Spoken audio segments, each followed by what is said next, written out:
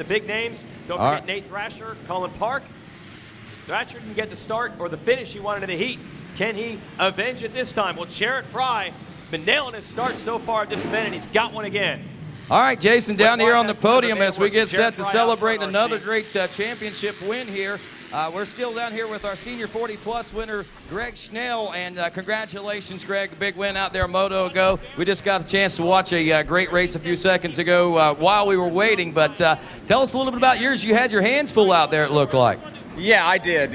You know, John Grew, he's super fast. He's been winning these races for a very long time, and you know, I just got back on the bike. I didn't ride for 8 years, and you know, just a few months ago. So I'm kind of trying to get back into the groove, maybe get ready for Loretta's and future races out here. And I'm having a great time. I'm excited to be here.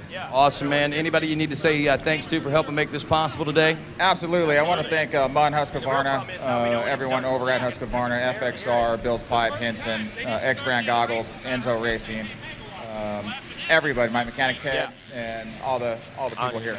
Thank you. All righty, there you go. It's Greg Snell taking the senior 40-plus win as he gets his #1 plate from AMA Commission member, Mr. And, of course, we're going to head back down to Jason Wygant and those guys. We'll be back with a 250A celebration in just a moment. Always a pleasure. Ricky Carmichael. His vision has become reality for 10 years here. Also, the vision of Jarrett Fry is to come make a name for himself. He's already been picked up by that Star Racing Monster Energy Yamaha team.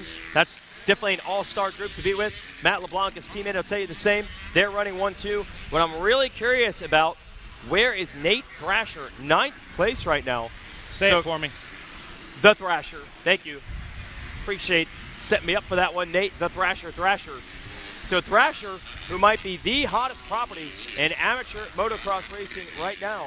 But this is not the Nate Thrasher that we're used to seeing. I don't know if he's carrying an injury or what it might be. Seeing him come through here in the 428. Wait a minute. Well, I'll tell you one thing. He's on a 125 in the Schoolboy 2 division against 250Fs. I think we just explained it. Yep, for sure. Well, that's a huge disadvantage for sure. But I think Thrasher and a lot of these parents I'm hearing are doing that these days. They want that year on the 125. They want it. Now, if you're on a 125, we don't have a whole bunch of, there are some classes for them.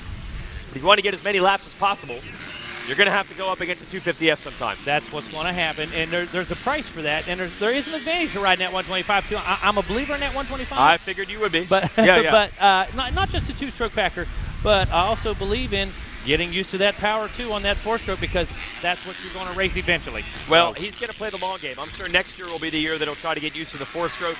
Right now, they've got him for the Star Racing Yamaha boys, and we know those YZ 250Fs at either the amateur or pro level are fast, and you can see it right now with Fry and LeBlanc. Jack Rogers is third, Yona Geisler and Bjorn Vining. That's your top 5. I tell you, we've been a lot of different strategies applied today. I can tell you, there's been some sprints, there's been some real charges, and there's been a couple big mistakes. So, you know, the guys have used some real strategy today, a lot of race savvy, but every class 110%. We are going to do 8 laps here in Schoolboy 2, and Jarrett Fry's got it under control right now. Looks like Chase Yenser out of this one right now, pushing his bike into the back. Tough break. Yep.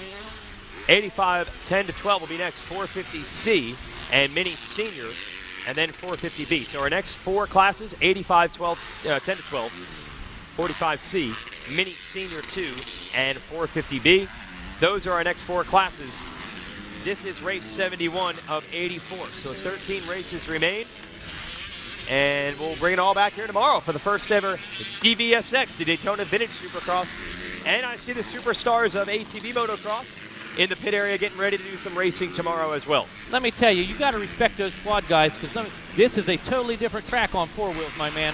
Oh, yeah. And I want to tell you, they race as hard and tight as these 2-wheel guys do. And anybody that knows Megawatt knows those aren't easy words for me to put out there. Around. And I can tell you, Rastrelli, Bird, Hetrick, these guys, I've come to know them the last 3 or 4 years. I respect the level of racing these guys laid out. Watching guys flip these quads, 4th gear tapped a couple years ago down to I-95, my man. Yes. Okay, all right? They've earned my respect, dude. Wow, well, yeah. That's not faint praise when you get it from Megawatt Matt Watson.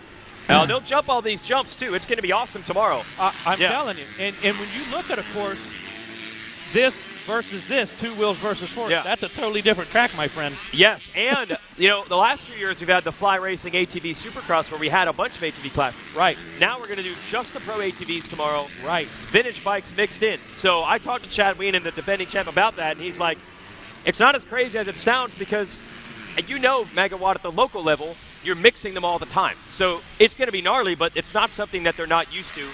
It makes them who they are. Absolutely. Yeah.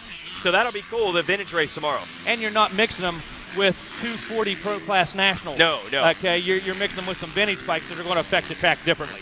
Trying to see what happened here. Bad rhythm for the 34 of Fry through that section. Didn't jump the biggest combo there, making sure the bike's okay and everything. He's got a sizable lead of 9 seconds over his teammate, Matt LeBlanc. Shout out to Jonah Geisler. The Rides Unlimited KTM has moved to 3rd place. Bjorn Viney is 4th and Gage Linville 5th. Thrasher on the KTM 125 6th. Garrett Hoffman 7th. Justin Coquinos 8th. Gabriel Adrigo 9th. Jack Rogers, who was in 3rd, is now back to 10th. So good job by Geisler. Podium position. Yeah. How awesome is it you and I are looking at the screen and we heard Thrasher go by? That was him, right? Is he the only one? I mean, I heard a 125, no doubt about it. So here it is. Jarrett Fry was riding Suzuki's for a little while, now switching to the Yamahas, and really showing his skill. Won his heat race, and now looking to win the main event in Schoolboy 2.